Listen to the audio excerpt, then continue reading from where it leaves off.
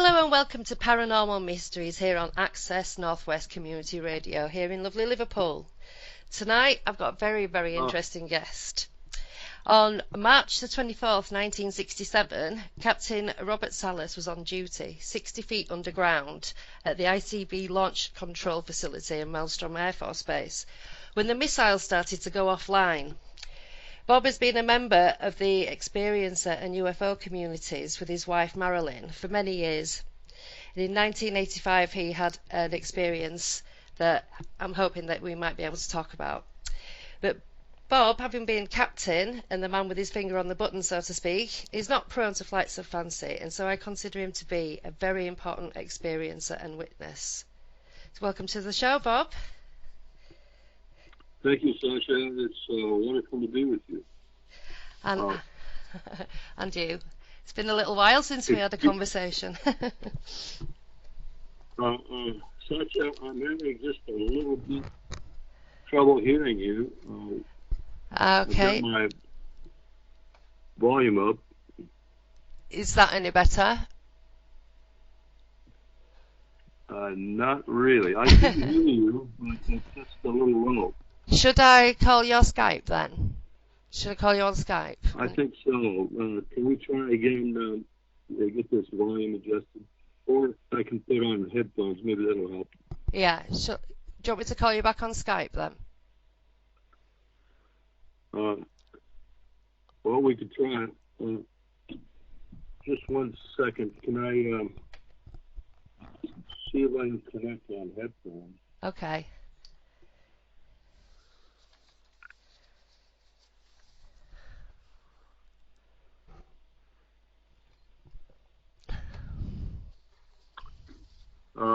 Is that any better?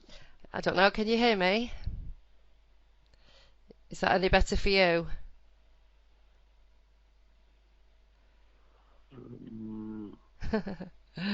Oh dear. No, that's still a problem. Okay. What should we do? Oh, wait a minute. Okay, that's better. I got the speaker on. Oh, if I will be able to hear myself talking.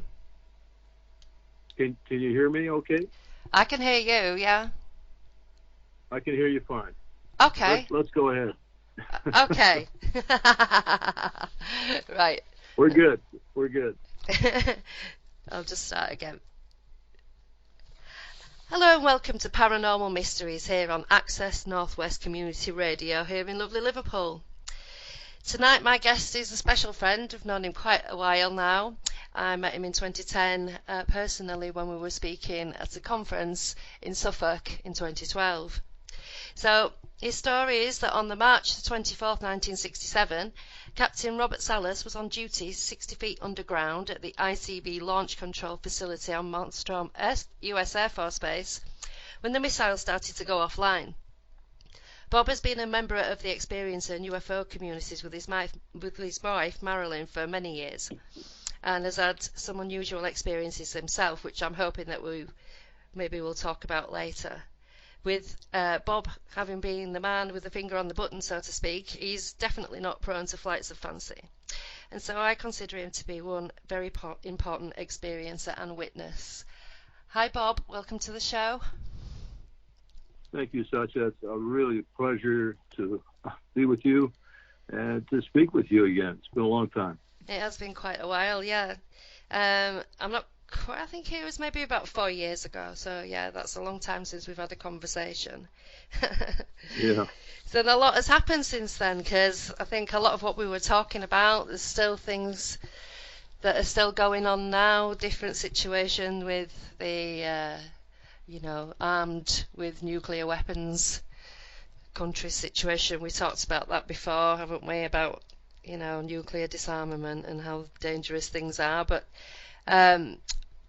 you actually had a really incredible event in 1967, and the chronology of events of that actually coming out is a really interesting story.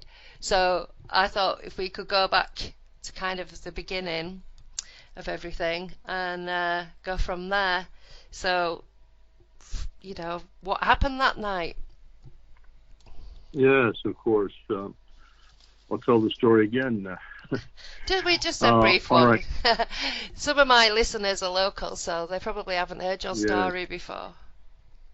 Yeah, no worries. In 1967, I was in the U.S. Air Force as a missile launch officer, which means that my main duty was to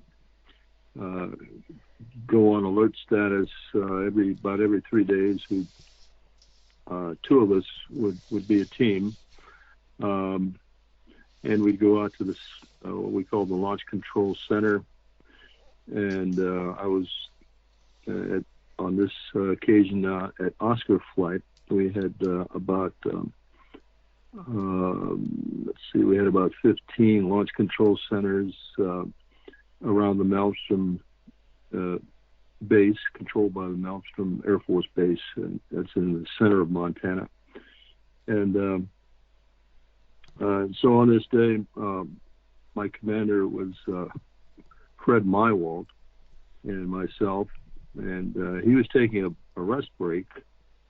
By the way, this capsule is underground about 60 feet. It's a hardened site.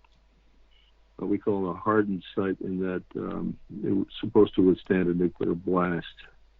We had about 6 guards upstairs who were responsible for security of the facility. So my commander was taking a rest break. I was in charge of the facility, and I get a phone call from my topside guard sometime in the evening hours. I don't know exactly what time. And he says there's strange lights flying above us. He didn't think they were airplanes because they were going so fast, and they were making maneuvers that airplanes simply can't do. In other words, stopping in midair, reversing course immediately, and making 90-degree turns. There was no engine noise. There were simply lights flying above the facility. Well, I even said, "What do you mean, like UFOs?"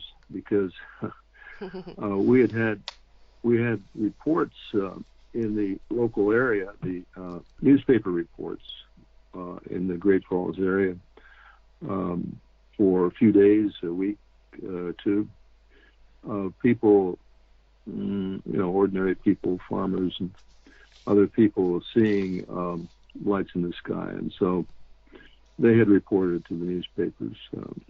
So we'd all read about that. But that's the kind of thing you kind of, discount and say, "Oh, that's interesting." And that's basically what I did. I told, "Well, that's interesting, but call me back when if you see anything more." And so I hung up on him and went back to my book. Usually what I was doing down there, reading or studying. And then he calls back about 5 minutes later. This time he's screaming into the phone. He's frightened, and I can tell by his voice that he's very frightened. He's yelling that he's got all his guards out, and they're looking above the fence, the front gate, and they see this red-orange pulsating light just hovering above the front gate. I kind of shocked at this, but he was so frightened. He wanted me to tell him what to do next. Yeah. And I was more or less stunned. I thought, of course, the thought occurred to me that we were under some sort of an attack by somebody or something. I told him simply protect the perimeter, don't let anything inside the fenced area. And then he hung up, said one of his guards got injured, hung up the phone. I went over to wake up my commander, was taking a little rest, and then all of a sudden we get bells and whistles going off inside the capsule, and we look over at our status board, and all the missiles are going red instead of green. Green meaning, of course, that they're ready to launch, and red meaning they're unable to launch, no go. So within the span of a few seconds, all our missiles shut down. Now, this is not supposed to happen. The missiles are independent. In other words, we had cabling systems and control systems that were going to each missile independently. They're not, if one shut down, it doesn't mean it would affect any of the others. In the 3 years I was there, that never happened. So we were shocked. We reported it. We also had some, two of the sites had incursion lights, which means the possibility of something or someone intruding into two of the launch facilities. That's where the missiles are actually located, about a mile or so in a ring, a general ring around this launch control center. So while my commander called the command post to report this incident, I called upstairs and ordered guards out to those two facilities and asked about the UFO, and they said it was gone and had gone away. But when the guards got out there, they saw the UFO again over the sites.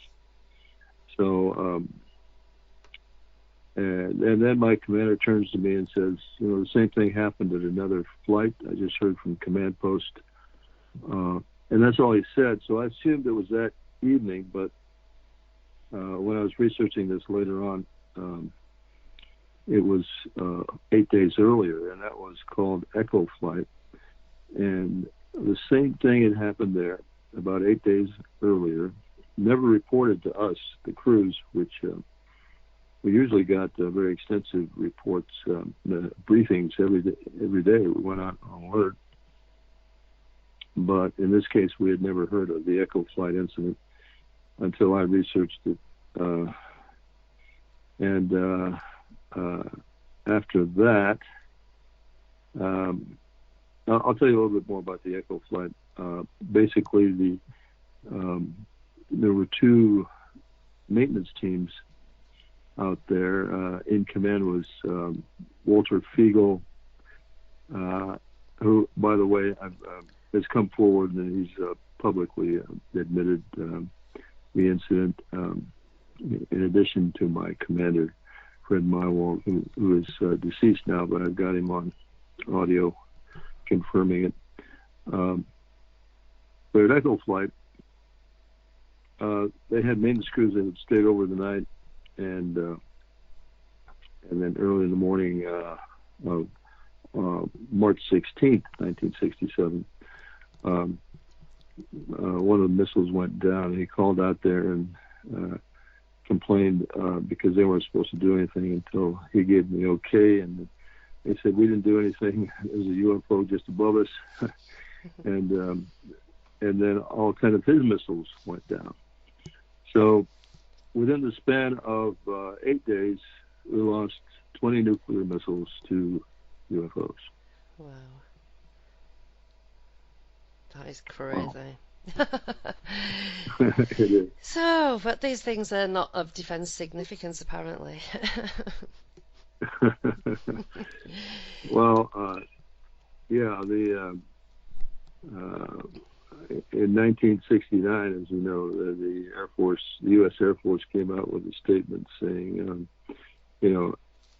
after review and this scientific, so-called scientific study called the Condon investigation, they determined that no UFO incident has affected national security. Well, that's just a lie, and that's what I've been talking about for these 20 years or so. There is an ongoing cover-up, and it's not just in the U.S., but I think it's worldwide. I know the MOD in your country has claimed to released their UFO records, but of course they may have not released all the records. I assume. I wouldn't have thought so. No, I mean it's quite interesting what's happening at the moment with the the unidentified series, the revelations of the Nimitz UFOs, and more recently as well in 2015 with the Go Fast and the Flare one, and Gimbal is the other one, I think. Those radar, not radar, the on-flight video. Yeah. What do you think of all that? What do you think of what was going on there, do you think?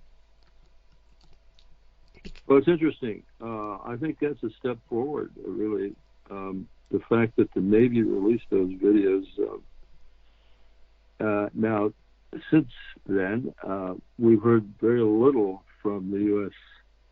Navy. By we, I mean the public.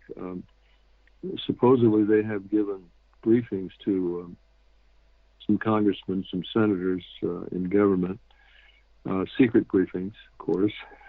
But here again, the question is, how much do they really reveal about what they think?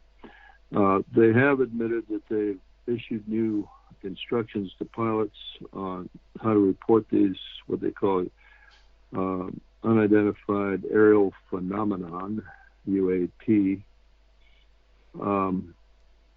So that's a positive step. I see it, but it's a very small step. We'll see how far it goes. We have seen reports from one or two congressmen or senators saying they want to know more, and so well, we can start off the show here with an announcement. I will be running for Congress to try to win a seat in government. Yeah, you told me that a little while ago. That's a good thing. Yeah, you bet. So because I certainly want to bring this subject front and center by being a part of the government. So that's my objective. I don't know if I'll succeed, but I'm going to give it a try.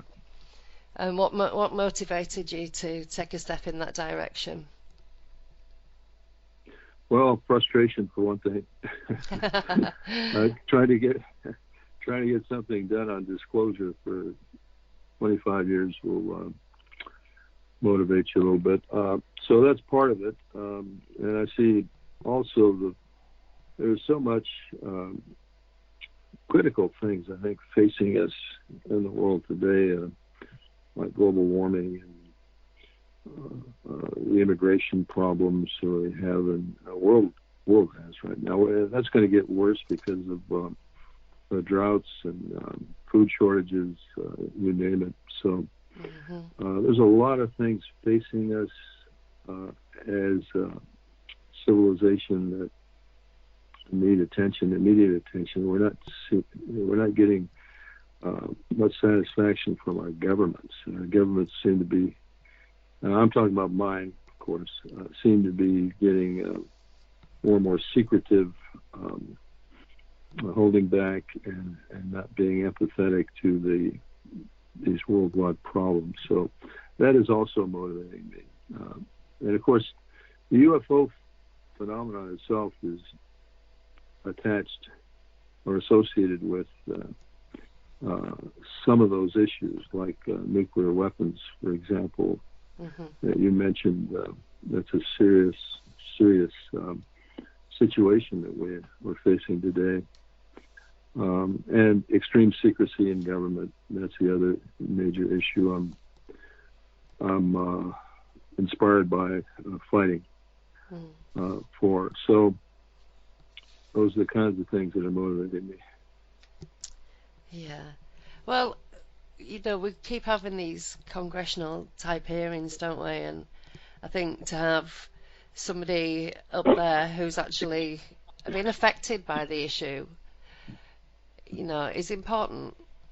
It's like having a social worker who's had problems in childhood. If you know what I mean, they've been there, they know what it's like. Therefore, they could probably Right. make the most impact. But I mean, when you first started talking about this, it was kind of by accident, wasn't it? Because you'd read something in a book. Was it Tim Good's Above Top Secret? Yes, that's right. I had not spoken about my incident. And then in 1994, of course, we were ordered, not only ordered, but we had to sign non-disclosure documents stating we would never speak about this incident, my commander and I. So we didn't. I never told my wife.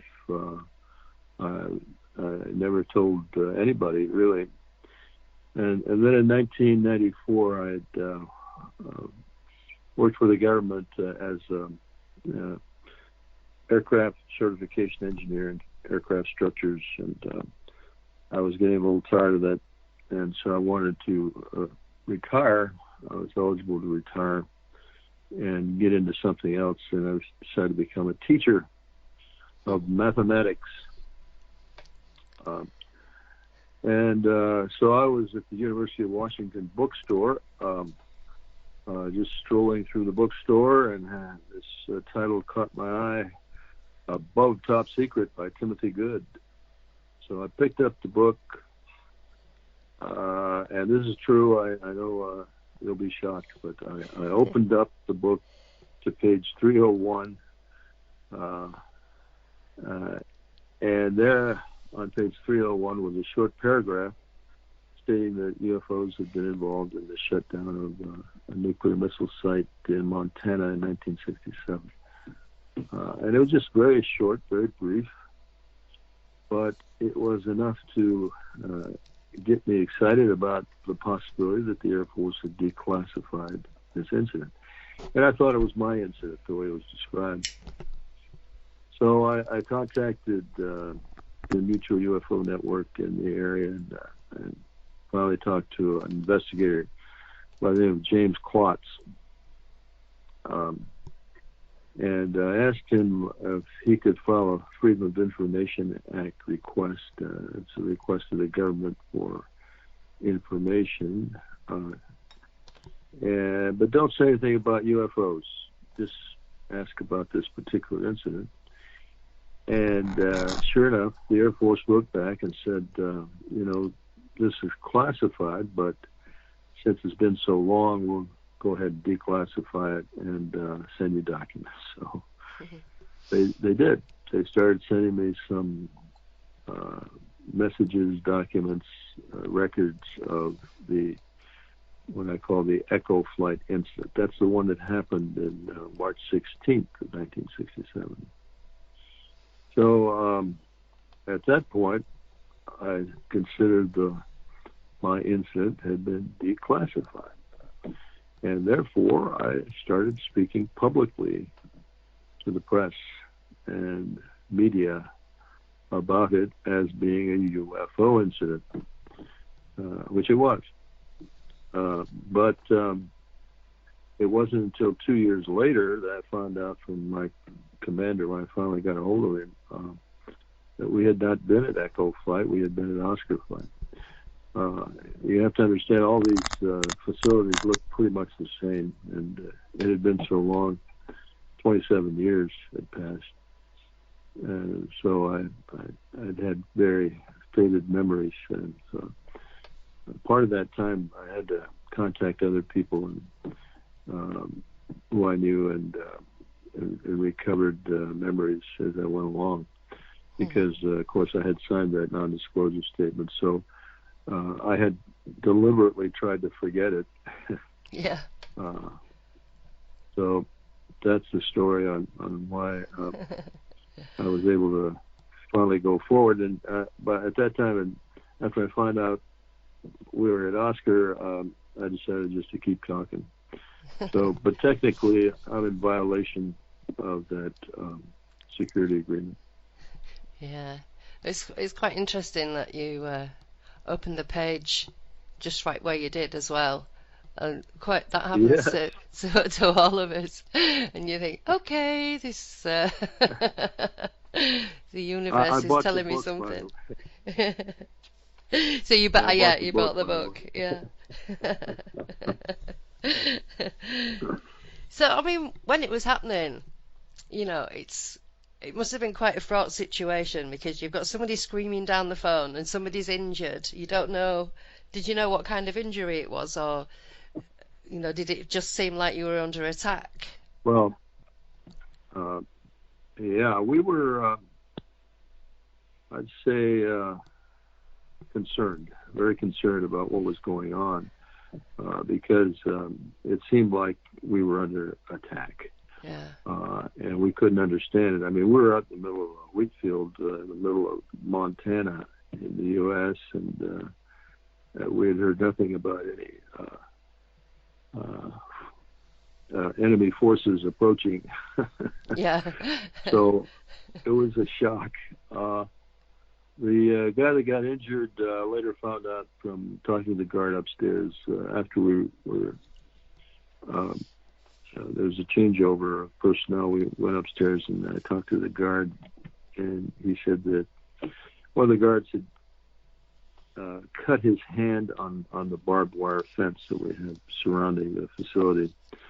Now, how that happened, he didn't go into details, but that was it. It wasn't that the UFO had taken a shot at him or done anything to him, but he was, I think, pretty frightened and maybe tried to climb that fence.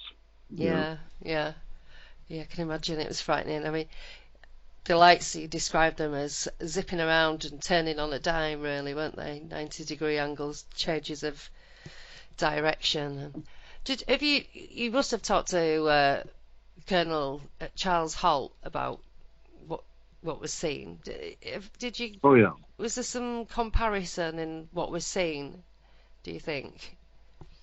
Yeah, we've been in contact over the years with Colonel Holt, and at first he was reluctant to admit there were nuclear weapons at Woodbridge, but eventually he has admitted, I think publicly now, that we did indeed have nuclear weapons there at the time, 1980. So, and I understand that there was a tower nearby where one of the guards' tower there at Woodbridge did see a UFO fly by and shine a beam of light on the storage facility where the weapons were kept. So, yeah, very similar to other incidents. Alviano Air Force Base in Italy, 1979. Same kind of thing happened. UFO comes over the weapons storage facility, shines a beam of light, and then simply flies off. And again, in my book, Unidentified, the UFO Phenomenon, I list about 14 other cases where UFOs were seen in and around nuclear facilities, and but and showing themselves in one way or another, but in a benign manner. In other words, doing no damage, but making sure everybody's aware that they were there. So again, I've come to go ahead. No, I was going to say, so none of the ordnance was actually affected in any way, apart from in your incident and the Echo flight where you had to figure out how to get back online. How long? Yeah, and how long did it take before you got them back online? Was it? Did you say 2 days? About a day or two. They were all back up and running, ready to go blow up the world. Lovely thought, yeah. But I mean, but it's an even scarier thought to think that there's that's zipping about that can actually interfere in that way. And also makes me wonder why they don't interfere in that way when there's so much war on the planet. I mean, I know it's fairly quiet at the moment, but you know, there's been a lot of bloodshed and a lot of weapons fired, and I hear people saying that they, these ET are supposedly they're going to save us from ourselves at some point, but I'm not quite sure what they think they're waiting for. I'm not sure how bad it has to get and how scarier and dangerous it has to be before they do anything. I think it's a bit fatalistic. Yeah, exactly. So that's what keeps me motivated. That's why I keep talking about this every chance I get, really. You can't emphasize the threat of nuclear war enough. A lot of people just kind of put that on the back burner because it's too difficult to think about, isn't it? You can't really imagine it. The destruction that would occur from a nuclear war, but we're getting closer and closer to that horrible possibility, it seems. We've got India and Pakistan at war with each other. They both have nuclear weapons. And very recently, the defense minister of India, forget his name, came out and basically threatened Pakistan with the use of nuclear weapons. He stated that in the past they had had a no first strike policy, meaning they wouldn't shoot first with nukes, but he said that's now changed to a policy of we'll see, something like that. Yeah. So they've gotten rid of their no first strike policy. Pakistan does not have a no first strike policy. Neither does the U.S. and neither does the Soviet Union, and certainly not North Korea. And North Korea is a growing threat of using nukes. They're threatening South Korea, they're threatening Japan, and now Japan indeed is thinking about maybe reinvigorating their military structure.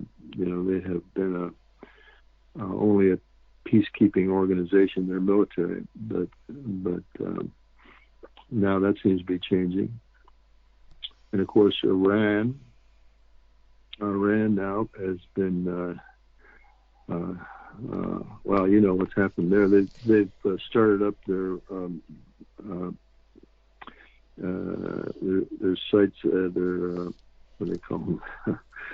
Their ability to enrich uranium. They've increased that activity. So now they're going to have weapons-grade uranium as opposed to uranium that's used for power plants. So, and Russia, of course, Russia is developing new nuclear weapons, and probably the U.S. Under Trump. So things are getting worse, considerably worse, I think. Yeah. And I mean, the threat does not seem to be a deterrent anyway. That kind of, we have to have them to keep the peace. It's... No, that's wrong. Yeah. That's wrong. That idea of nuclear deterrence is intended to keep other countries at bay from attacking us if we have a superior nuclear force. But that only leads to, we saw what it led to during the Cold War. It led to an arms race. At one point in this world, we had I'm thinking about 70,000 nuclear weapons, and that was basically between the U.S. and Russia.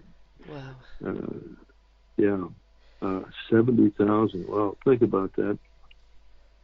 The bombs that we used to attack Hiroshima and Nagasaki that killed 100,000 people initially were about 15 kilotons equivalent of 15 kilotons of TNT.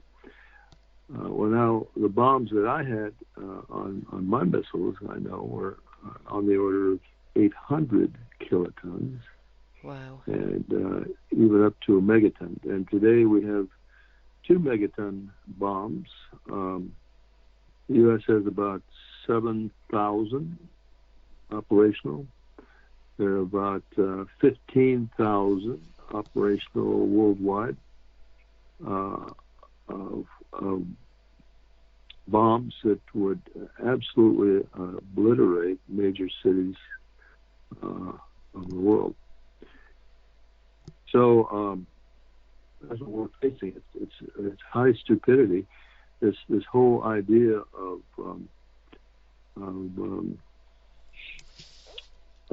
having a force so large just to try to keep other people from attacking us with nuclear weapons. Well, maybe it's accomplished that, but it hasn't accomplished other countries from wanting them. So eventually there's going to be a tipping point, I think.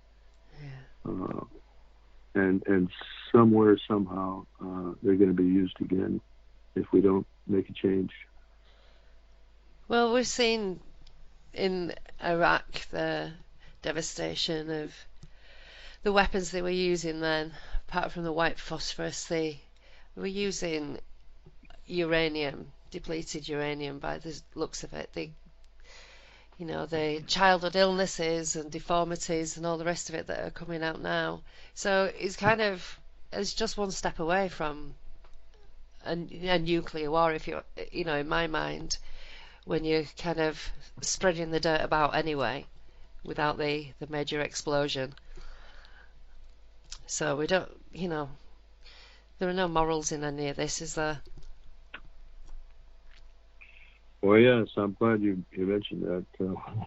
We need to establish levels of behavior. What you mentioned, using bullets that are using depleted uranium, is clearly an immoral thing to do. One of many immoral things we're doing. We're just plain immoral. Yeah. Present company accepted, of course. It's quite a responsibility that you had there, though, Bob. That's it's going to be a high pressure job. I mean, but at the same time, a no pressure job, because you're kind of just on duty, waiting for that moment, really, aren't you? There's a lot of, I don't know. It's like in nuclear-based security. It can be quite tedious because you're just guarding things. You're not at war. You're not, in conflict. So sometimes I imagine. Well, in the military, you just follow orders, of course.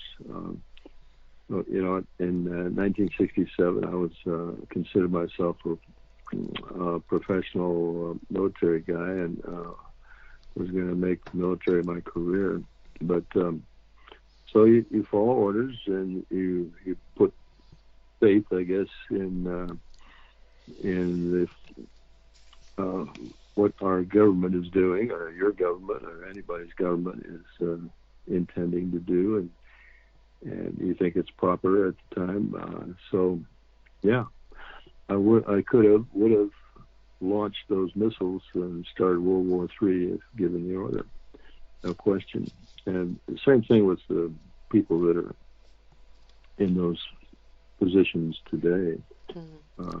How do you feel about that now? I feel about what? Having been that person, having been the person who would have, changed the face of the world, basically. I feel, I thank God that I was not put in the position of having to launch those. And I'm trying to atone for it by moving forward and publicly pronouncing that we ought to abolish nuclear weapons worldwide. And I still feel that way, of course, and that's the message I would bring to the U.S. Congress. Yeah. Well, they are not weapons of war. They are not weapons of war. They are weapons of absolute annihilation.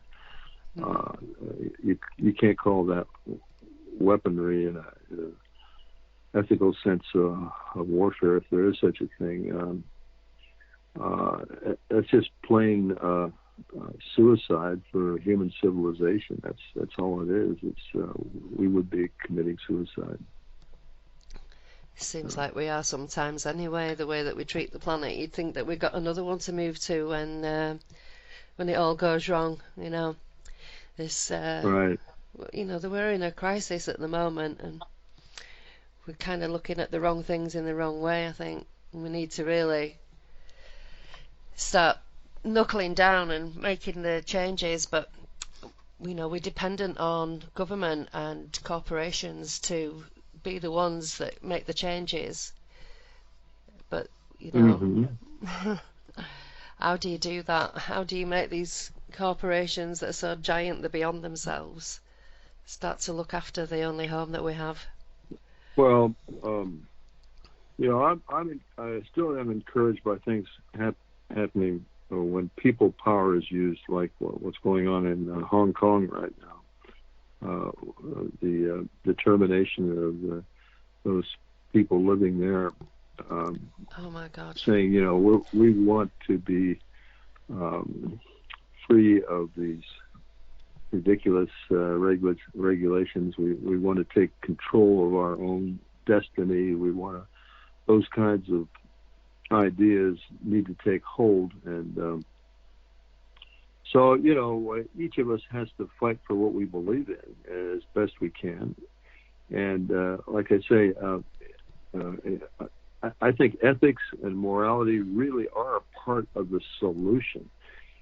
We have to value, and we can start with ourselves, of course, you know, our own integrity, our set of values that we hold dear, and then spread that, you know.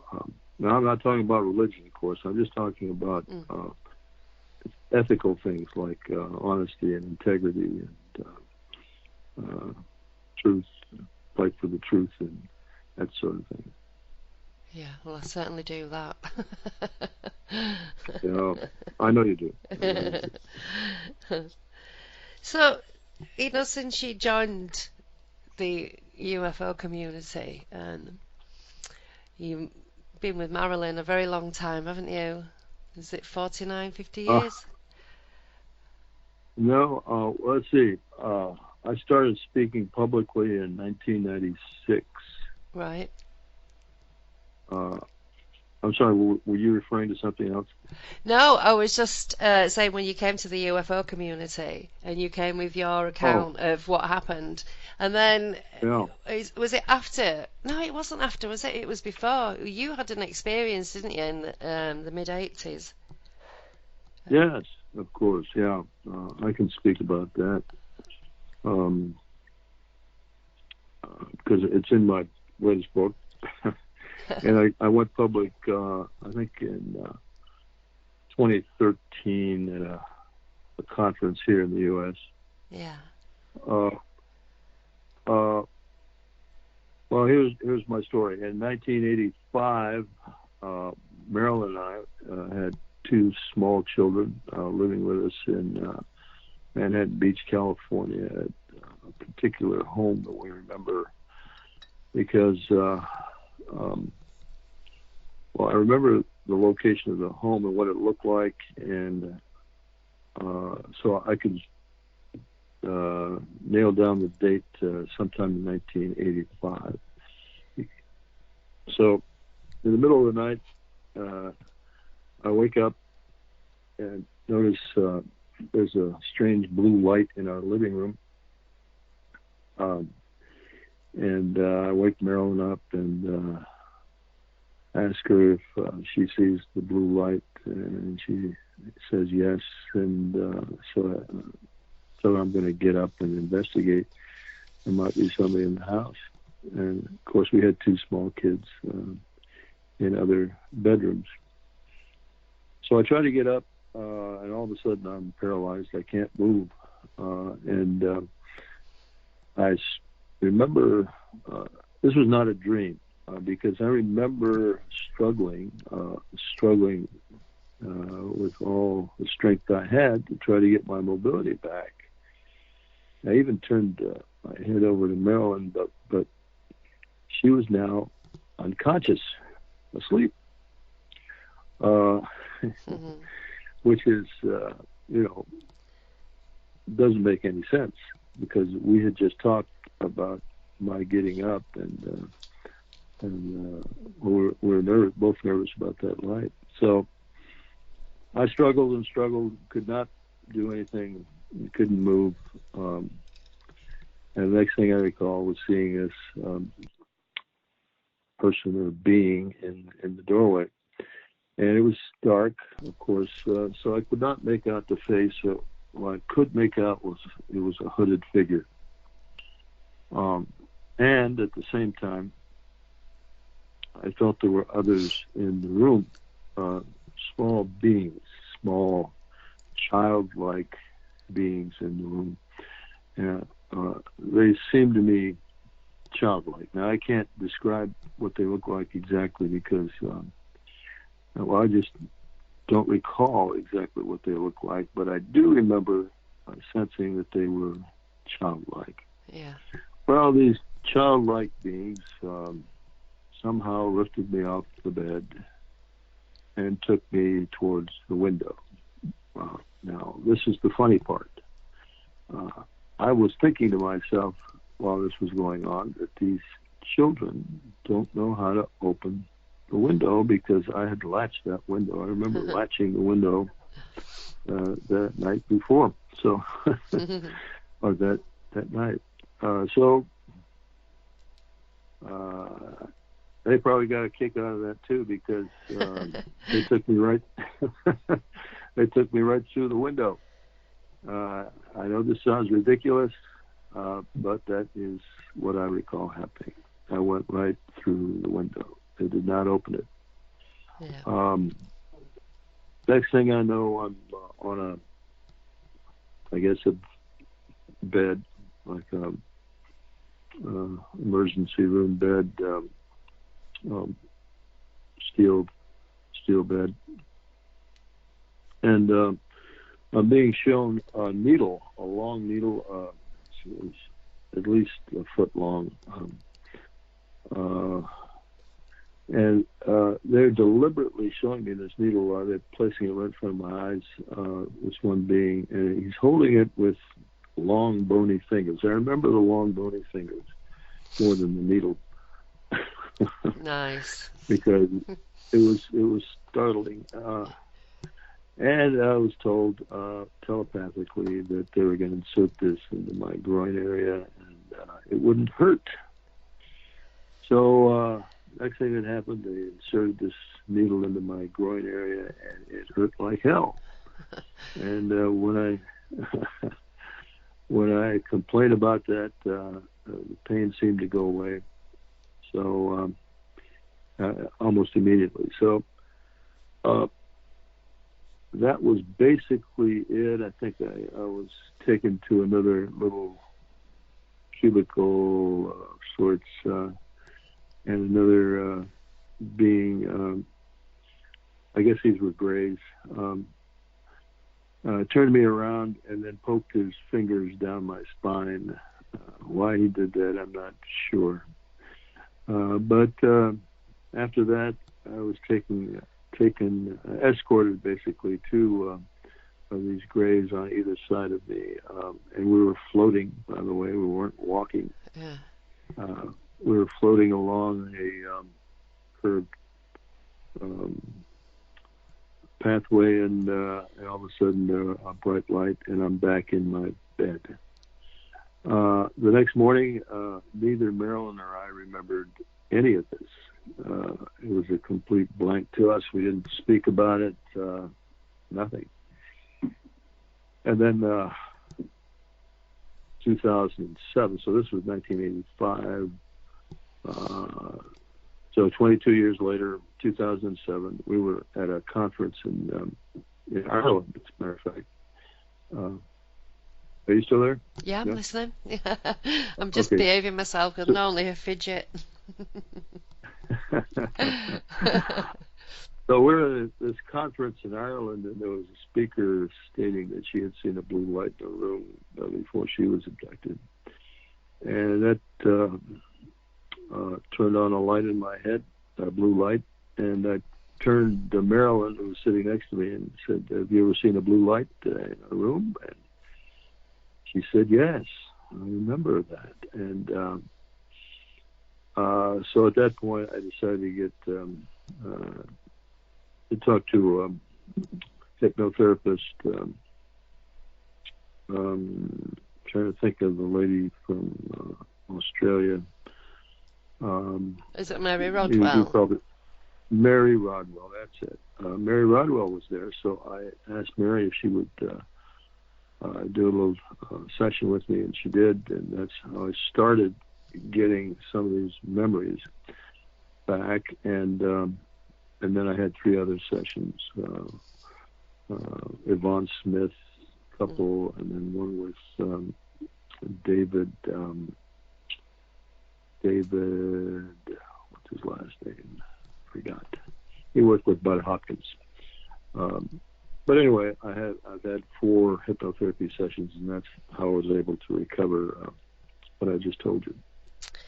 That's interesting because I've never had any regression, and I don't really know how I feel about hypnosis and regression.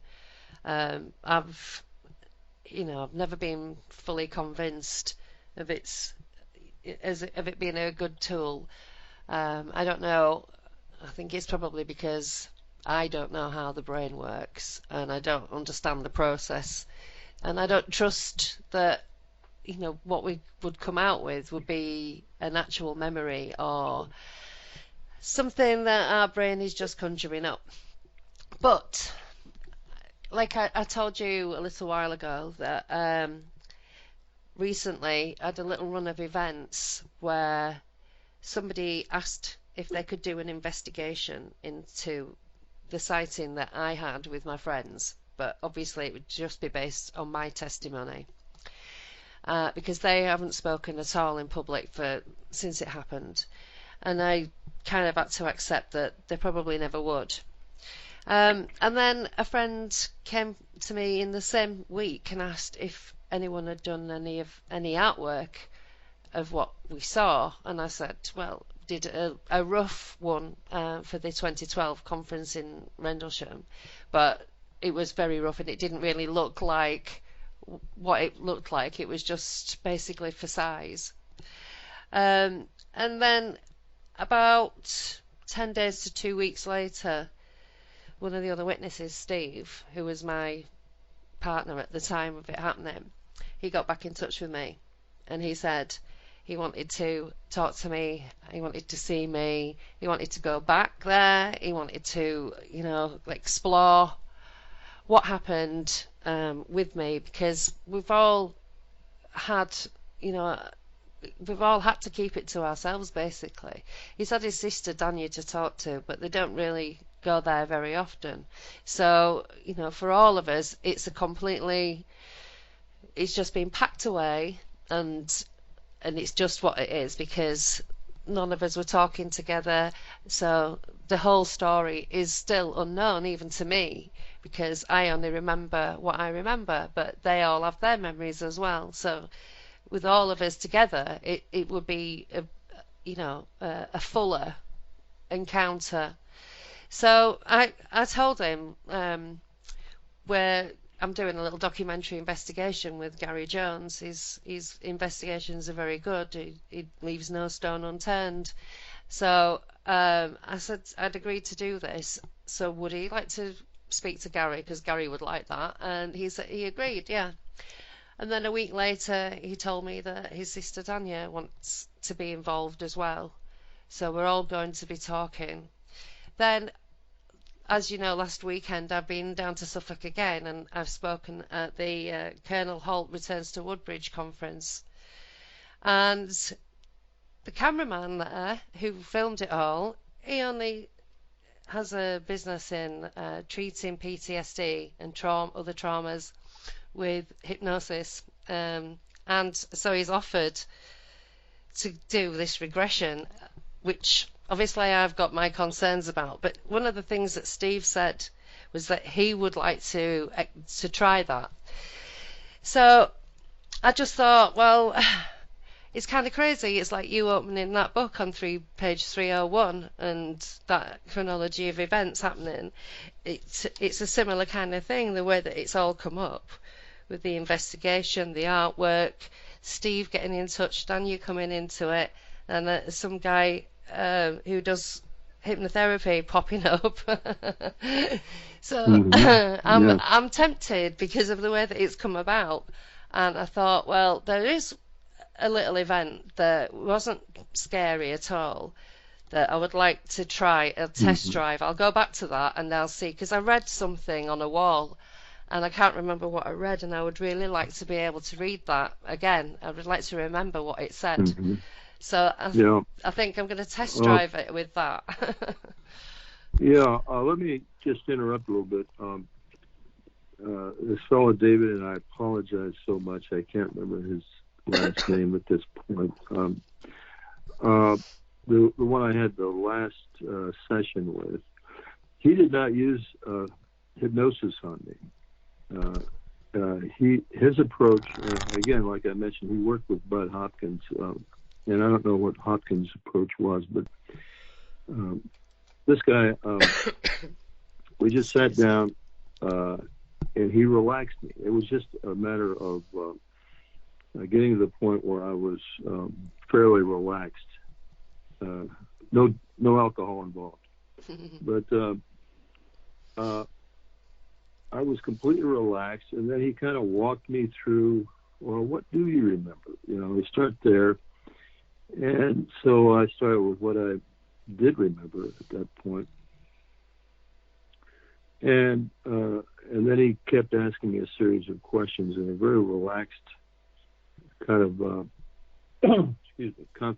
confidential setting, and that's how I was able to retrieve more memories. Those memories are still there, Sasha, that you have. They've just been subdued, and it's just a matter of tweaking your brain a little bit, encouraging it to release those memories. Yeah. So there are different approaches if you're concerned about going under hypnosis. Well, the one thing that does make me feel a little bit better about trying it with this particular person is that his entire business is around treating PTSD. So I'm not going to be re-traumatized by it because, Right. And if I remember anything else, then I think he's probably got techniques to help me kind of cope with the remembering. Yeah, let me ask you, have you kept a journal of your, let's say, dreams, strange dreams you've had? Not really, no. I mean, I know I probably should, but it's the coincidences that make me feel unreal, so I don't really keep a journal because I wouldn't feel real at all. So I know you keep a journal, though, don't you? I do. Every now and then I'll have what I call a weird dream. Yeah. Those kind of dreams that kind of, they stick out and you remember them the next morning. So I write them down. And so I've got other thoughts about what might have happened when I was abducted, and probably have had other abduction experiences that I just don't remember. But they may come back in a kind of a dream state, which those dreams happen when your brain is very relaxed and in a sleep state.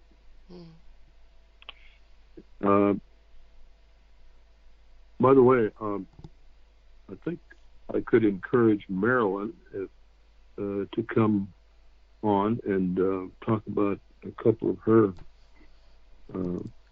encounters. Absolutely. If you wish. Absolutely. Well, do you want to take a little break at this point, and I'll see if I can talk her into it. Exactly at 1 hour. Yes. Okay. All right. Okay. I'll just wait. All right. I'll come right back. Okay.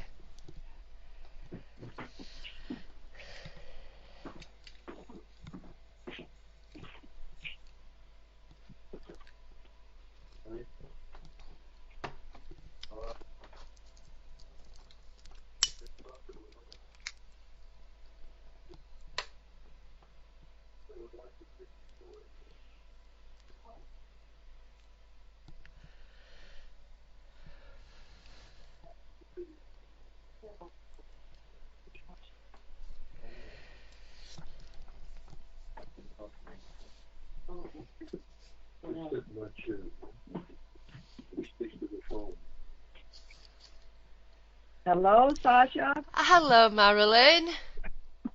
How are you today? I'm great. Oh, it's lovely to talk to you.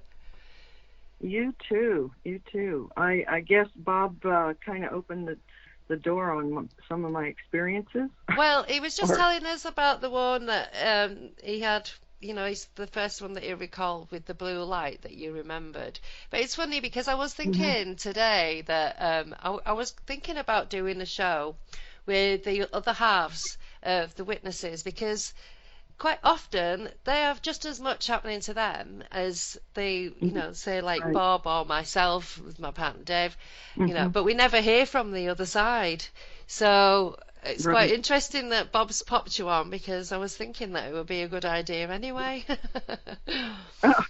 Yeah. My experiences have been quite a few. Not just the one with the blue light. Yeah. Actually, what I remember is a misty grayish blue light that filled the hallway. So, and there may have been more than one occasion, but that's the one in particular that I remember, because we had no lights that we kept on in the house. Yeah.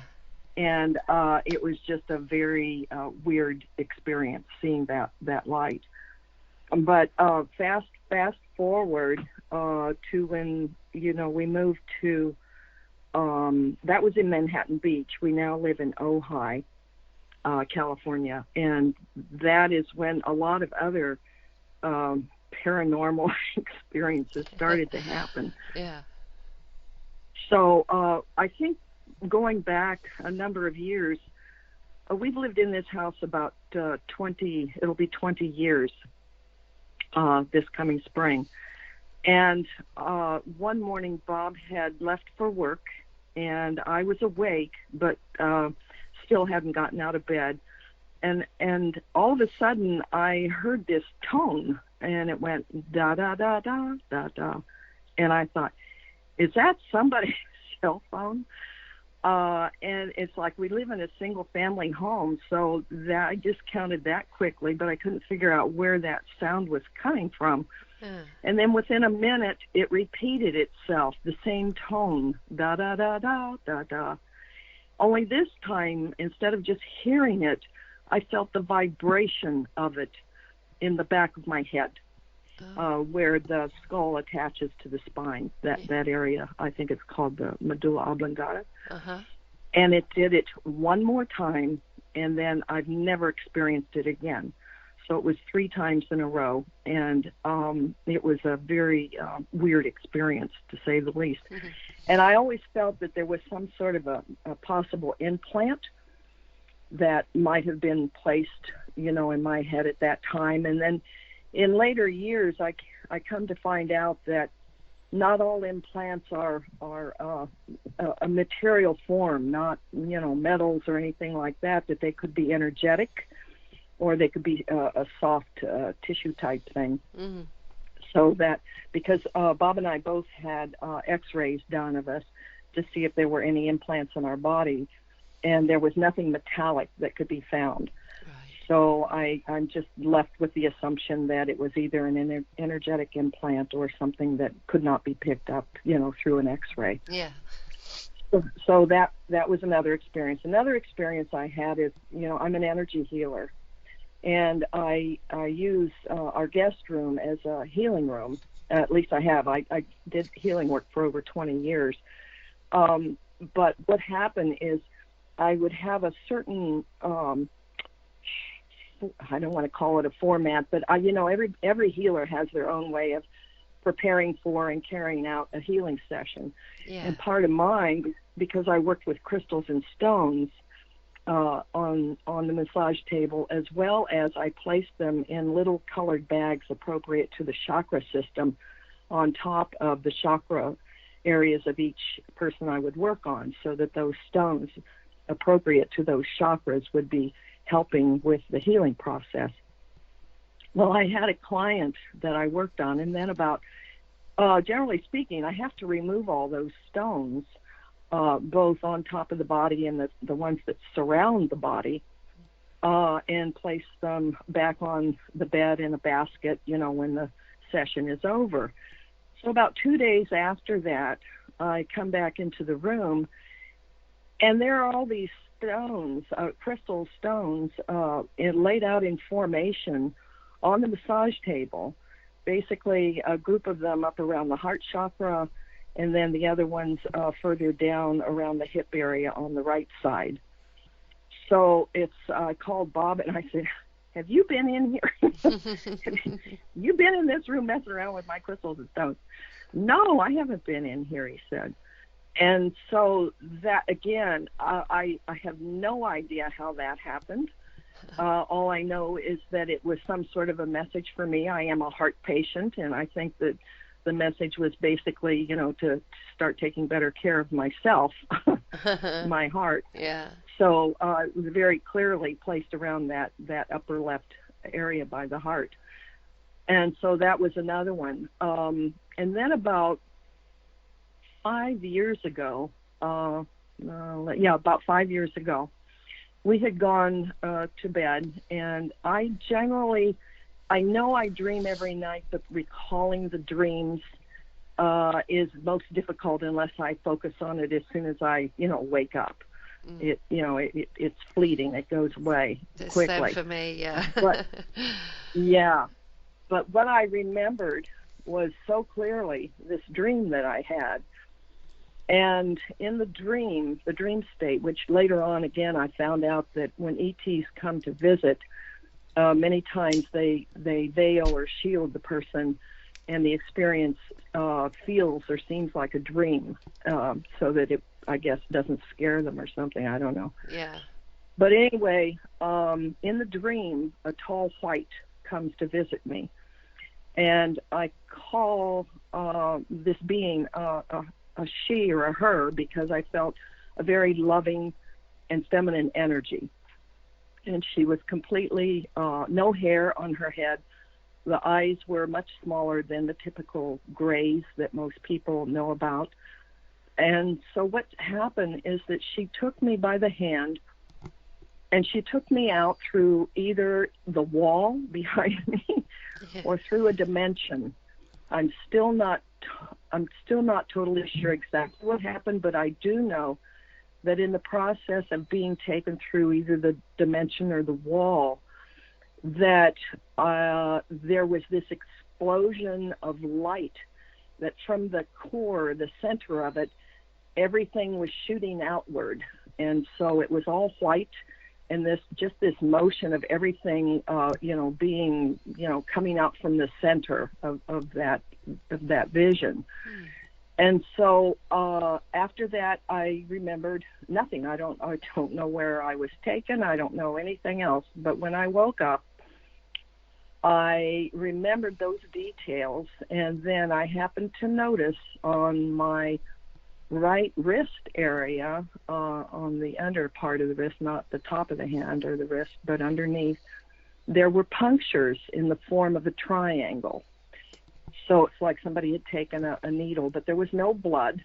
It was just, marks on my wrist. And then a few inches above that, It's like somebody had taken an X-Acto knife and went across my skin, and there was probably a mark that was at least 2 to 3 inches in length, not far from that puncture, looked like a triangle.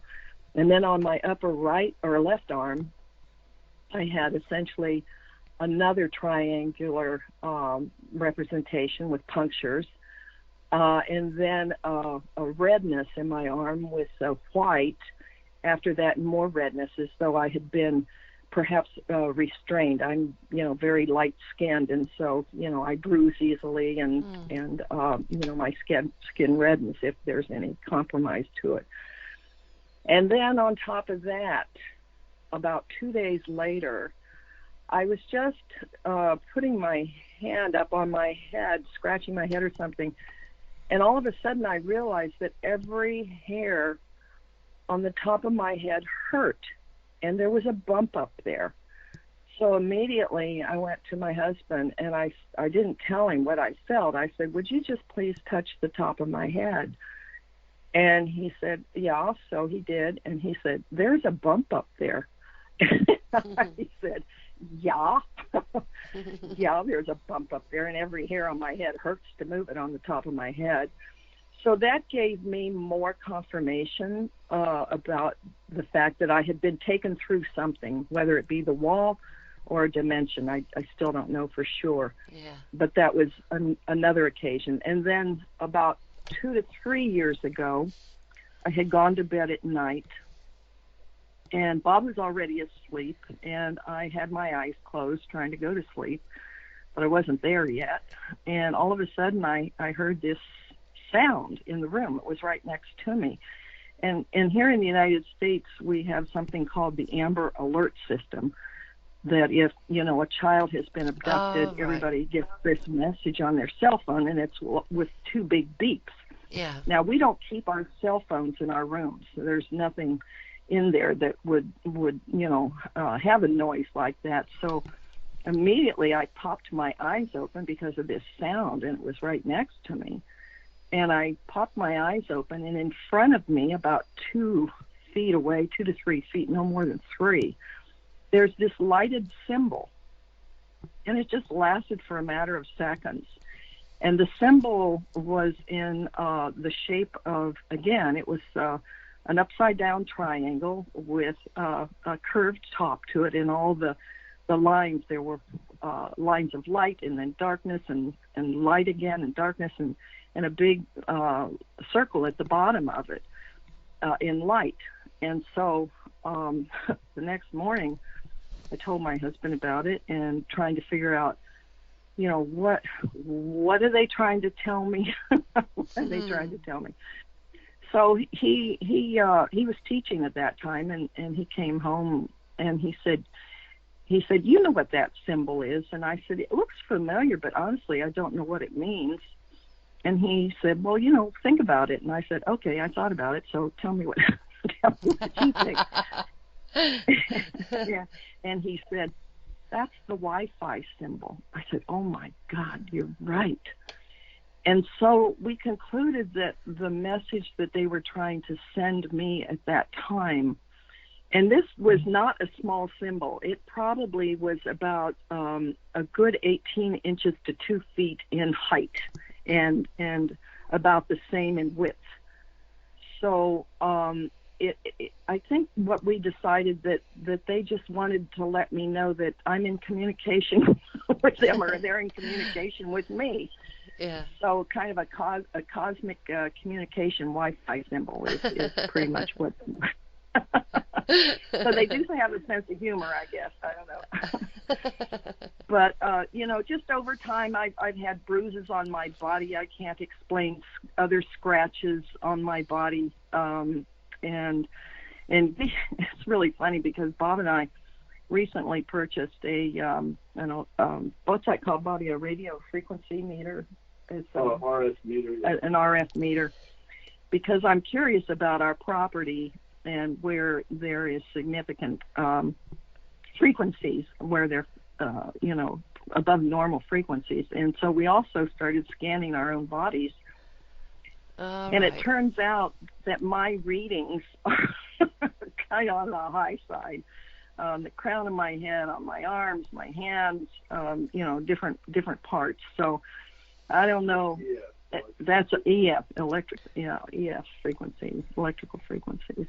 So it's because I'm a healer and have that gift and ability to bring through energy and help people. I think that maybe my frequencies might be higher than the average person. I don't know. Yeah. But I was trying to figure out why, because we did Bob, and his readings were pretty normal compared to what mine were. So anyway, that's kind of my. I should probably write a little journal about this. But I feel like I am in communication with them on that mental level and also an emotional level. I do find them to be loving and helpful, in that they are here to help humanity. Yeah. Well, I've not had any experiences really that have been that pleasant. The one, like I was just telling Bob, that there's a little chronology of events that's come up with regards to the experience, the UFO encounter that I had with friends. The other people that were with me, they've now come forward. And so, we're going to explore what happened from all our different perspectives, because obviously we've all got different memories of the same event. Sure, right. And at the same time as all this coming about, somebody that we've just met, and he treats people who have PTSD using hypnosis. So, and he just happens to be going to Leeds, which is where I'm from, next week. So I was like, okay, I'm not sure that I either trust hypnosis. No, I don't know if there's any validity to it. I don't know if I really want to remember anything else, because I've had a hard time placing the things that I can remember. There's no pigeonhole for them. But there was an incident. I don't know how these things come about. Like you say, they kind of end up feeling very dreamlike afterwards. But I come up a staircase, and I was on a roof. But there was a lot of people on this roof, and it had a wall that was taller than me, taller than all of us. And it had a brick building in the centre, which looked like it should hold an air conditioning unit. And opposite that was this table. And on the table was a giant concertina camera, a really old-fashioned looking camera. But it was massive, about 2 feet square, And then behind the table was 2 people wearing long black masks and fedora hats, and they looked very waxy faced, like your typical Men in Black kind of thing. But I don't know if they were. I can't remember if they were wearing sunglasses or if they had big black eyes. But anyway, so I come up the staircase, and we're all coming up this staircase, and we're all walking along this wall, and each of us has got a paper folder in our hands, which a file, which looks like it's been taken out of a filing cabinet. And I'd seen them as I come up the stairs, and then carried on walking. But then as I kind of got parallel to them, I looked at them, and when I looked, they'd turned towards me, and this concertina camera was pointing right at me, and these big blue shards of light came like twisting forwards, like in a beam, but they were kind of like shards of crystal. And I put the file up to my face, to protect myself from it. And then I walked over to them, and I said, "What did you do that for?" Yeah, oh my God! Right. So and why? one of them just sort of raised its arm really slowly to a point that was pointing towards this brick building that it was opposite. So I turned around and I walked into this brick room, and there was a kind of bench with some tools on it and what have you, and it was all brick. There was nothing in there apart from a painting on the wall, which was about 3 feet in height, about 1.5 feet wide, and it was bright orange, but fading to the top. It was kind of getting a little bit lighter, and at the bottom there were all these squiggles and dots in black, and they just looked like weird symbols, But as I kind of moved forwards towards it, and it came, and it came to be face on with it, all of those squiggles and dots kind of moved together and became words, and the words scrolled up this painting. And they were big at first, and then as they went up, they got smaller and smaller, and they turned to birds, and they flew off into the corner. Now, I remember reading that, and I remember the word blessings, because that makes me feel a bit uncomfortable because of the types of people that use it in the way that I don't, it's not right. So, Right. I'm a bit, a bit weird like that. But anyway, I remembered that word because of the feeling that it gave me. It's like, eek. As soon as I see it, I think, eek. But I said that to test drive the hypnosis, I will go back to that because nothing actually happened to me. It was just weird, a weird random thing. I don't know the nature of it, but I want to know what was said on that painting. And, it seems important that I go back to that. And I've always thought I might go back to that if I ever get the opportunity to, to do so, which has just come up. So... So have you had hypnotherapy sessions around this? Not yet.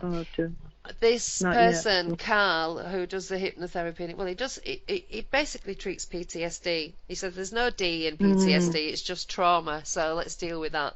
Yeah. Which has made me feel a little bit safer, because obviously if something traumatic does come up, I'm hoping that he's going to be able to help me deal with all that anyway, because I've just bottled it up. It's undealt with. How can you deal with trauma from aliens and UFOs on your own? You can't recover from anything else without a therapist, in that way. So it's kind of just, you just spin around your own head and talk to people, and sometimes talking to people, you discover more things because things in your experiences mirror each other, but then you're just left with the same questions. You're just that somebody else has, kind of validated what you've been through. But so I said, well, Steve and I and Danya, I don't know if Danya will go for the hypnosis, I'm not sure. But, Steve and I said it would be a good control experiment because neither of us got any recollection of anything. And so if anything did happen, then we should separately say very similar things. Right. Yeah, I would think so. Of course, again, everybody has their own interpretation of any event, but there should be some common threads there of some kind. Yeah. That you can say, that's right. But I have never. Now I know that Bobby has had some hypnotherapy sessions, but I never felt that I needed to go and explore anything, because what happened to me in that dream state was a very loving experience, and what happened afterwards, I have no idea. I complete blank in memory on that one, but I'm satisfied, I guess, that there was no trauma around it whatsoever. Yeah. And so except for the bump on my head. From going through a wall. And the marks on my arm. But there was one other thing I also wanted to mention, that I had my own UFO experience here in Ojai about 10 to 15 years ago when I was coming home, and I was alone in the car. I had just been in Los Angeles visiting with my sister-in-law. And on the way home, it was about 10:30 at night. And Ojai is a very, it's not a well-lit community except for the towns itself, but, it's more of a rural area. And so there's not a lot of lighting. And then all of a sudden I see this craft about the height of a helicopter, where a helicopter would fly. Wasn't that far up off the horizon. And it was a complete circle of colored lights going across the highway. And that was an experience I'll never forget, because it was to me, it wasn't really flying, it was floating. And then it went behind a hill, and as soon as a few seconds later I rounded the hill, I thought, well, there's a street coming up, I can take that and try to follow it. Well, it was gone. It was in a flash. But they look like Christmas tree lights to me. It just, and I'd never seen anything like that in the air before. So to me, it was a UFO. So but this is Ojai has a lot of stories like that. A lot of people have experiences. We have mountains that surround us, and people see things frequently here. So I think that they hide out in their hills. Well, I'm from Yorkshire, and it's very, there's the peaks and the lakes, and there's a lot of open green space where there's nothing there. And, we've been camping and seeing weird things.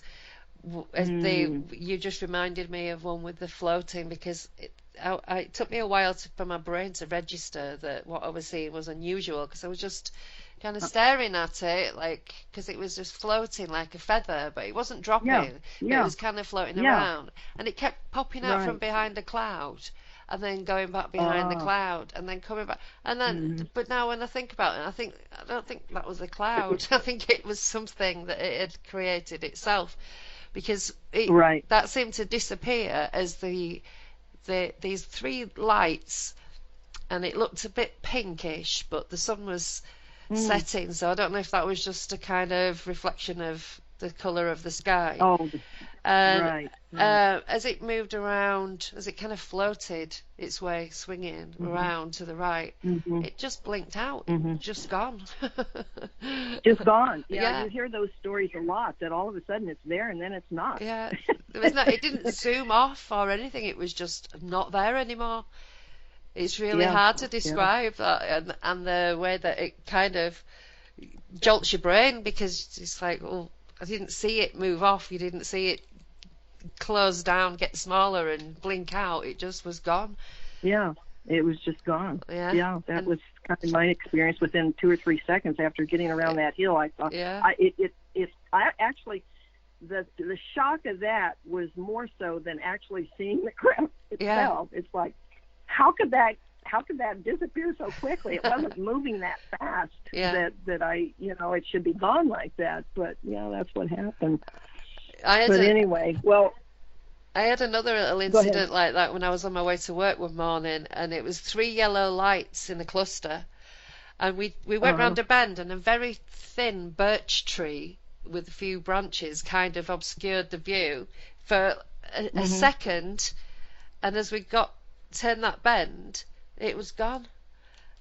It was gone. And there it was, gone. It's just such a shock to your brain, because you kind of, that's not supposed to happen, and the brain doesn't like it when things are not supposed to happen. No, that's not the reality we're used to having. Everything is kind of predictable in some ways, like the movement of objects. They just don't disappear in front of you. So anyway, we live in strange times, and I think we're just being alerted and tested, and hopefully they will really make their presence on higher levels, through government, and it's a matter of the government, fessing up and telling the truth about it, which it looks like there are some cracks in that disclosure or non-disclosure wall.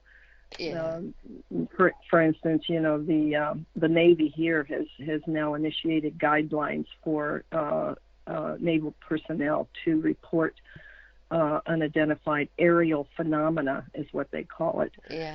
So that's a step forward. At least they're acknowledging that's an official term now, isn't it? I mean, UAPs are real. UAP they're real. Well, listen, I'm going to turn you back over to Bobby. It's been a joy speaking with you and hearing about your experiences too. Okay, well, you take care, my dear. You too. Nice to speak to you. Bye-bye. You too. Bye-bye.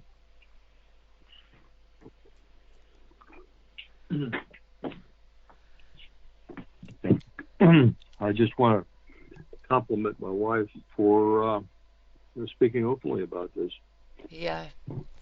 It's important that we do talk, because I have 2 friends who are genuine abductees, and talking to those 2 people, we've discovered quite a few things between us, and that's just 2 people. So I keep thinking, if we all could just sit down and compare notes and extract some kind of data from what we're seeing, because people ignore us, think we're crazy or deluded or ill or whatever.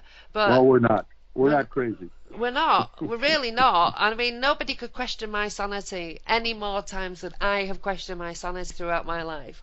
I've questioned it that much. I've tried to convince so many therapists that there's something wrong with me, so many doctors, and they're not having any of it.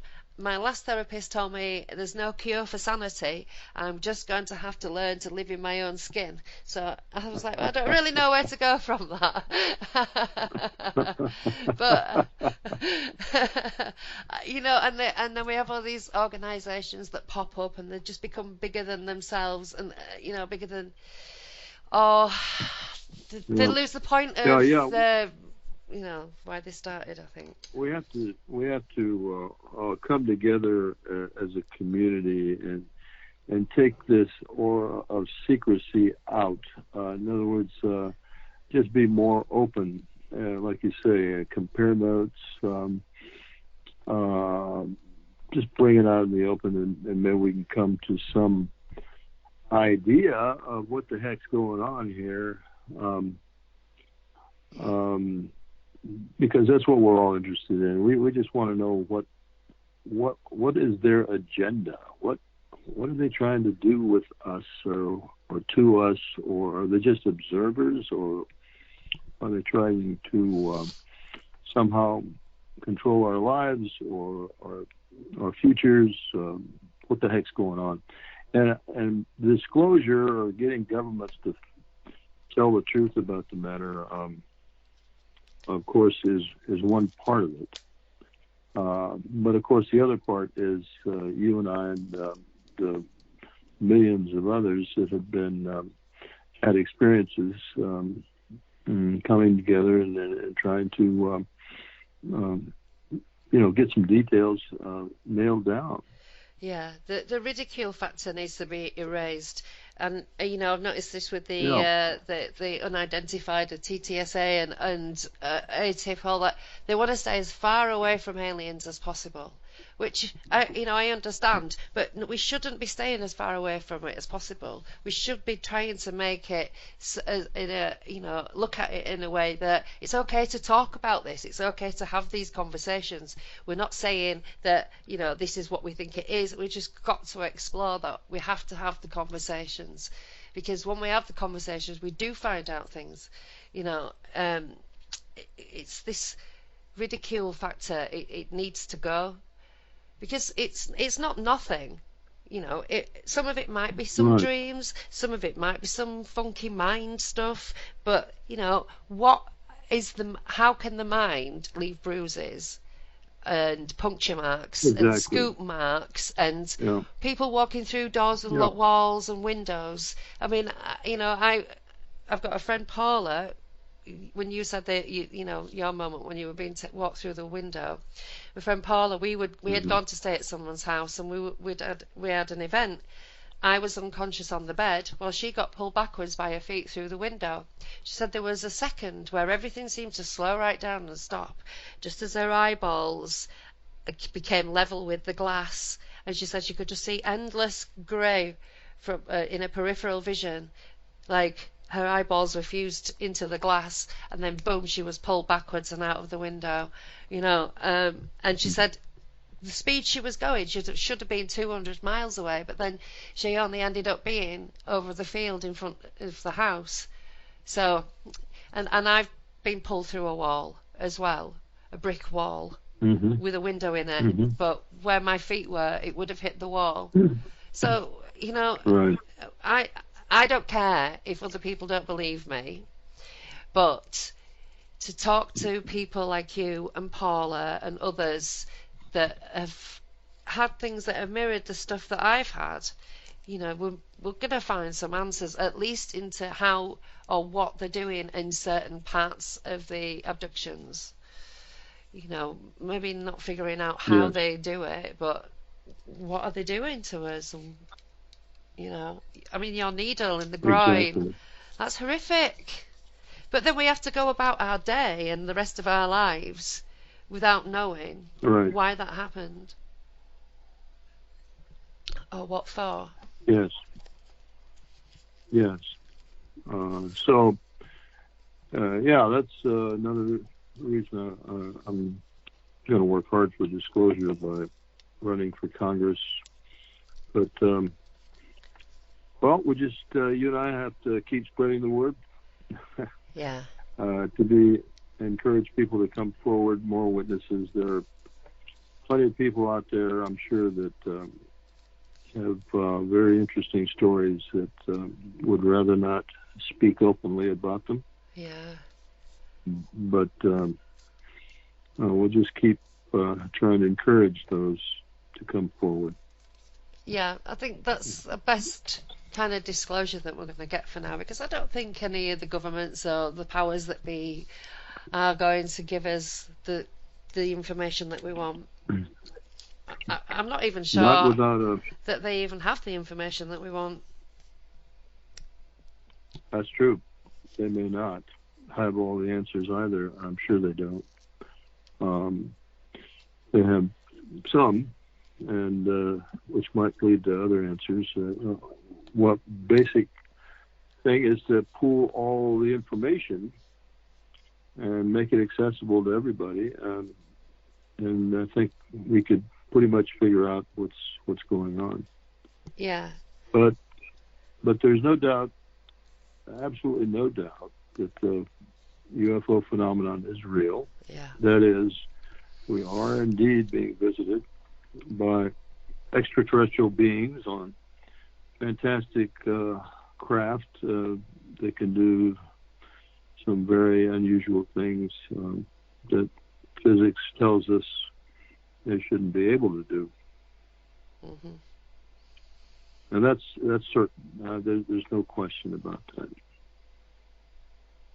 Yeah. Well, I like to hide behind I don't know, because it's a safe place for me emotionally. You know,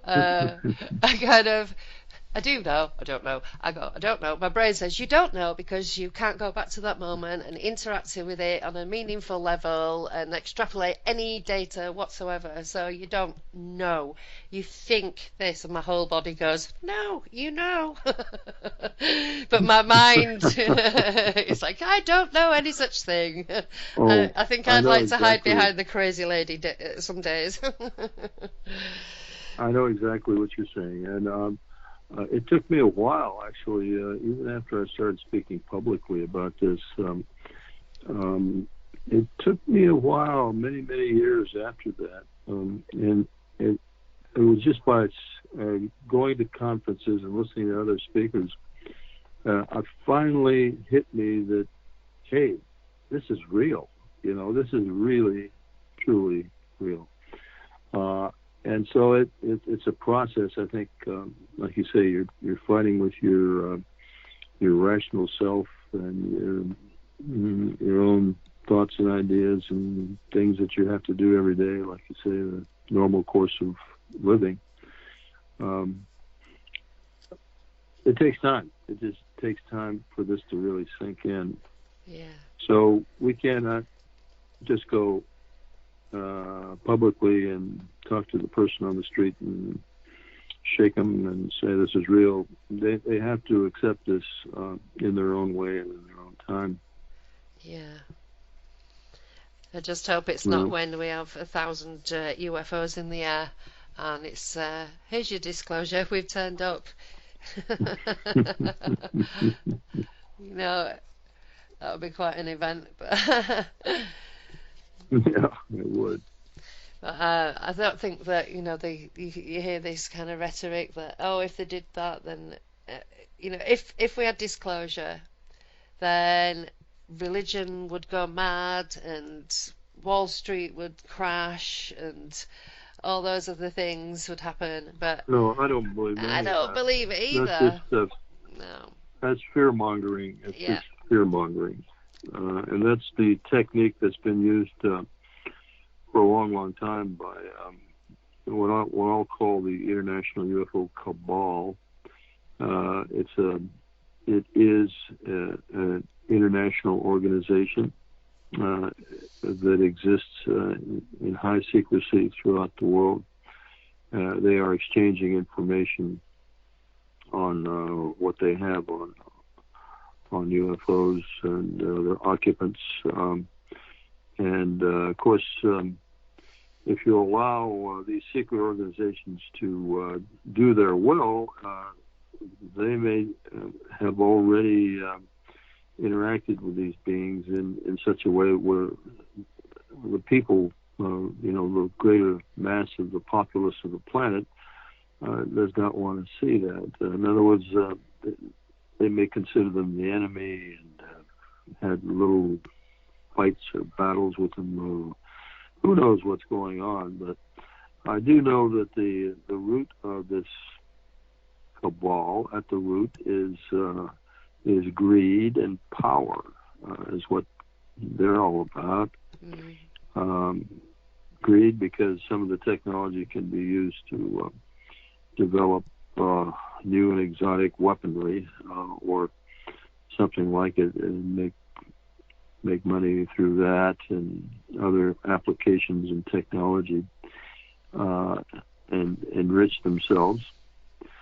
That's the greed part. And then the power part, of course, is all secrets, especially secrets of this nature, would be very powerful tools to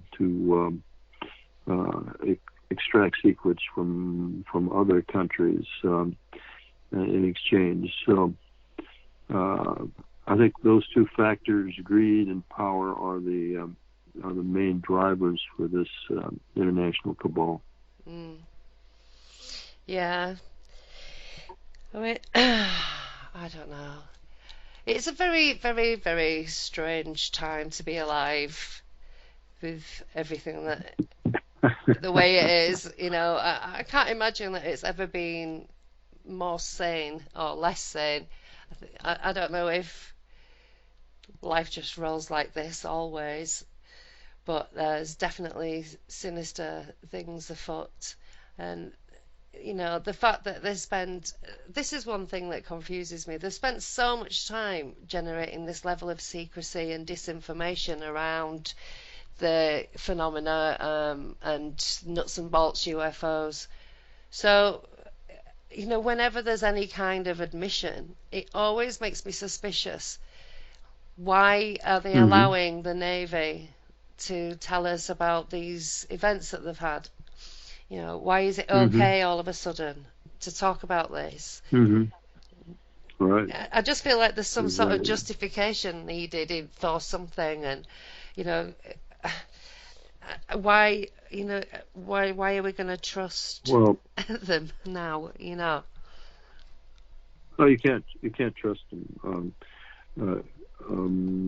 That's the problem. That's why we need more openness in government, and make that a primary issue, which I'm going to do in my campaign. It's going to be one of the prime issues that I talk about is excessive secrecy in government in many, many different areas, but of course, especially with regard to the UFO phenomenon.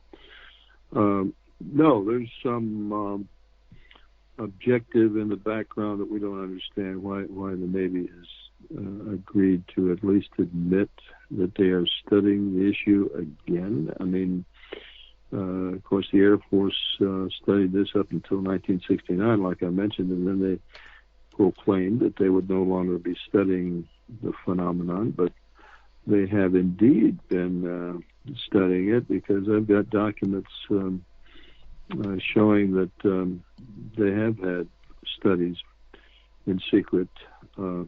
So, like I said, a lot of this stuff is being carrying on in secrecy, high secrecy, and there's disinformation campaigns going on. There's ridicule continuing from the government and in the press and the media, and so, like I said, I just got very frustrated with all that and decided I'm mad as hell, and I'm going to do something about it. I'm going to run for government, and by the very act of my running for government, I'm going to be speaking openly about the UFO phenomenon.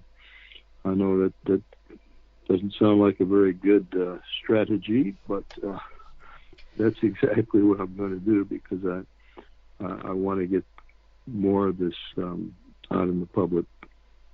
Yeah. And I think the climate is right as well now to kind of put a foot forward because of the Navy UFO, being these Nimitz encounters being released and others. These people are. I mean, I spoke to Sean Cahill a couple of weeks ago on the show. He was the top security guy on one of the ships that they had. You cannot be a freaky deek if you're in a position of responsibility like that, and they're having other experiences as well as some of these fellas. It's not the only thing that they've seen. They've had other stuff happen to them as well, which they really want to talk about and explore, but they daren't because it's dodgy territory. We want to remain credible, but we still need to have those conversations, because the phenomena, it doesn't just end with seeing something in the sky. It leaves you with a ripple effect that actually seems to invite the phenomena even more, because it's put you on some sort of conscious level where you've, like Marilyn was saying earlier about frequencies changing. Is that what's happening to us? But the fear factor of mentioning any of it, that is where we really need to do our hardest work. Yes, you're right. And that's why the cabal has been so effective, because they know this sounds ridiculous to ordinary ears, common ears, and we've got to overcome that fear factor. Those of us, I look at it as a responsibility. Those of us that have had experiences have a responsibility to come forward and tell the public. But that's up to us. We need to recognize that responsibility and share it with the public. And this comes under the heading of all of us working together to find the truth. And that's what I'm inspired by people power, basically. I think that's the answer. People have to speak out as loudly as they can. I know it's so isolating as well, these events. At first, most people will say that they've just felt so alone with it. So there is comfort in finding the right people to talk to, but it's actually finding those people. Who is the right person to go to with all of this? There are so many frauds and people who just want to make a name for themselves and become the big I am. It's a very dangerous place, is the UFO community. It's not safe at all. No, you're absolutely right. And the so-called UFO community has been infiltrated, no question about it. There are disinformation folks that are involved in telling these wild tales based on no evidence or no substantiation at all, and they do us more harm. Yeah, they really do, and that's why I think you and I and others have had to make judgments about people, let's say, which I know I hate to do. I don't like to judge people. But in this case, when people are doing harm to the cause of disclosure by telling wild tales, let's say, that they just took out of thin air, is harming all of us. So we have to call that out when we see it. Yeah, because the phenomena is real, and how can we see it for what it is? When there's so much pollution, it's not just noise. It's and it's not just deliberate. It's not. I know that there is an effort to disrupt the entire scene, but also the people that they want to have, their lives are maybe a little bit dull. They want to feel different. They want to feel like they belong to something. So they might, elaborate or make things up just so that they can talk and be a part of this thing that they think is something really cool and groovy. But all of that is pollution, and I find it very hard to bite my tongue when it comes to this kind of nonsense. And I don't see why I should have to bite my tongue when I know that somebody's lying. Don't bite your tongue. Speak out about it. I encourage everybody to speak out when they see some, or ask questions. Basically, get to the bottom of it. Do you have any substantiating evidence, or that way you can order. Excuse me. That way you can order the evidence. In other words, place more value on some what I call evidence of the phenomenon, based on documents, the number of witnesses, the credulity of the individual, the integrity of the individual, those kinds of things. What I call judgmental, of course, but necessary to evaluate the truth of the matter. Yeah. And if we're just listening to people that are spouting off, making wild claims without any supporting evidence or information, well, we can put that down in the order of believability, shall we say. Yeah. I think it's going to be interesting in the future for myself, Steve, and Danya, because we don't know what the whole story is. We only have our own personal recollections, and it's going to be interesting that there's a third party coming into this to sew it all together. And what are we going to see at the end of this investigation and in this documentary? Because all I know is what I remember, and all Steve knows is what he remembers, and Danya is the same. So, we've never put. But you have common threads, I believe. Yeah, absolutely. So when we put it all together, it's going to be, when all of our accounts are put together, it's going to be fuller, if you know what I mean. I don't know. Sure. It's not really going to make any difference at the end of the day, because there's still nowhere to put it. Don't underestimate yourself. But yeah, I mean, an emotional level, a sanity level, it still happened, and that having trouble believing it still 22 years later, it's wild. Exactly. It's really wild. But I'm looking forward to see how it all develops, and how and whether it'll lay any ghosts to rest for all of us, because we all have them from it. I applaud you, Sasha, for doing that. It takes courage, it takes guts, to get out there and tell your story, and the other people involved also to come out. And this is what we need. We need people to exercise a bit of courage and come out and tell their stories. Yeah. The more the better. Yeah. Yeah, because I think now, after all of the crap that I've actually been through while I've been in ufology, I think I've got to a level now where it's not going to be dangerous for Steve and Danya to come forward, because I'm already known. They're not going to get beaten up verbally the way that I have, the clashes that I've had with people or whatever. My story is already known, so these are just bringing another element to it. And as far as incidents go, it's a really wild one. And now, anybody who may not have believed me might actually now accept that something that crazy did happen and does happen. I know that there's people who come forward and they said they've seen this really huge thing, and everyone goes, yeah, whatever, we believe the phenomena, but we don't believe you. I think there's a Penturk incident. I don't know if you've seen anything about that. It was a great big black pyramid type craft in Wales in 2016. But Really? yeah, I'll send you some information about it. It's absolutely wild. I believe her.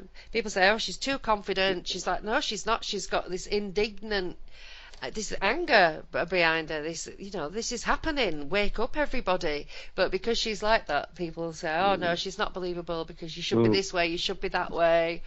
But I'm going to see her in a fortnight. I'm going to go to where it actually happened and just have a little poke about myself. Yeah. Excellent. Yeah. We need to believe. Fantastic. I will mention to you real quick. You mentioned a pyramid. Yeah. There is a video on the internet now of actually, I think two people saw the same thing, and it was a pyramid over the Pentagon in Washington D.C. I've not seen that. I don't know if you've heard that. No. Have you heard that? No, that one's passed me by. No, I'll have to have a look out for it. Yeah, this was fairly recently, a couple of weeks, within a couple of weeks. Right. I think Kaz will be interested in that. I'll write that down. More than one witness saw and actually videotaped this three-dimensional pyramid-looking object above the Pentagon in Washington. I've written that down. The problem is that we have so much CGI and it all looks so good. I mean, I've seen a few pyramid videos and they turned out to be fake. But, I think that it's not that I'm saying I don't think they're out there, because I actually do, Yeah. You're right. You're right to question video and photographs. Absolutely. Yeah. So, I've got some good people around me that do some really good analysis, so I'm lucky in that way that I can just keep nattering them. And whenever I see a video, I go, what's this? Usually I've already explained it away, but and that's another thing as well. You shouldn't get so hung up on a video that you really, really believe it and then react in a very bad way when you find out that it's not real. There's a lot of that goes on, that there is a phenomena, we just have to keep looking for it. Yes. Just follow the clues. Well, I think we'll come to the end of the show now. It's been great to have you on, and thank you for putting Marilyn on. And you're welcome. Yeah, and we're happy to do it. I wish you every success in your next mission to become part of the government machine and try and bring some believability and credibility to the UFO show. Yes, I will be the UFO show in the government if I am successful. But even if I'm not successful, I'll be blabbing about it for another year in my campaign. So thank you for well wishes, and thank you for inviting me on the show. I have very high regard for you, Satya, and wish you the best. Thank you, and likewise. It's mutual respect. But same here. Yeah, and and thank you for your disclosure. You bet. Happy to do it. It's my job. It is my mission, and I chose to accept it. Yeah, right. Okay, everyone. Well, I'll see you next week with another show. Bye-bye now. Very good. That was great. I thought that was good. Yeah, I enjoyed it, and thank you for